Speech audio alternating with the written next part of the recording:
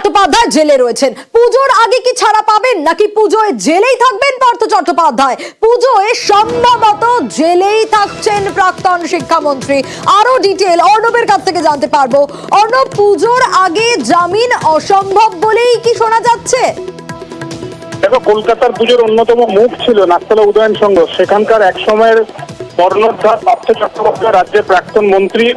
গত সপ্তাহেও শুনানির সময় পুজোর আগে তার জামিন পাওয়ার একটা সম্ভাবনা উজ্জ্বল হয়েছিল, কিন্তু আজকে যখন মামলা শুনানি করায় তখন সিবিআইয়ের তরফে তার মামলার জামিনের বিরোধিতা করে যে প্রত্যুত্তর দেওয়া হয়েছে তার এগেনস্টে তার আইনজীবীরা যখন শুনানি করতে শুরু করেন, সেই শুনানি শেষে বিচারপতি অরিজিৎ বন্দ্যোপাধ্যায় এবং বিচারপতি অপূর্ব সিনহা রায় তারা জানিয়ে দেন যে পুজোর আগে আর সম্ভব নয় এই জামিন মামলা নিষ্পত্তি করা, এবং কোর্ট আনকোট ইম্পসিবল এই শব্দটি ব্যবহার করেন বিচারপতি অরিজিৎ বন্দ্যোপাধ্যায়। কাজে গ্রুপ সি, গ্রুপ ডি, নবম দশম, একাদশ, দ্বাদশ তিনটি রেগুলার কেসে জামিন চেয়ে আবেদন করেছিলেন পার্থ চট্টোপাধ্যায়।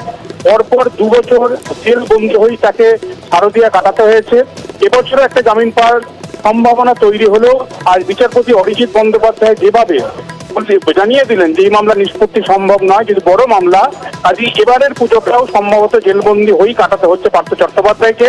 যদিও আগামী 7 তারিখে এই মামলার শুনানির জন্য দুপুর 12:45 রাখা হয়েছে, কিন্তু মনে রাখতে হবে ওই দিনই পুজোর ছুটির আগে শেষ শুনানির দিন, সেই দিন কি শুনানি করে নির্দেশ দেন কার্যত অসম্ভব, সেটাই স্পষ্ট করে দিয়েছেন বিচারপতিরা। কাজেই পুজোর আগে আর জামিন পাচ্ছেন না এসএসসি 3 নিয়োগ দুর্নীতি মামলায় পার্থ চট্টোপাধ্যায়। অর্থাৎ এবছরও 22-23 সালের মতো 2024 সালে শারদিয়াও জেলবন্দি হয়ে কাটাতে হবে রাজ্যের প্রাক্তন শিক্ষামন্ত্রী পার্থ চট্টোপাধ্যায়কে। বেশ অর্ণব।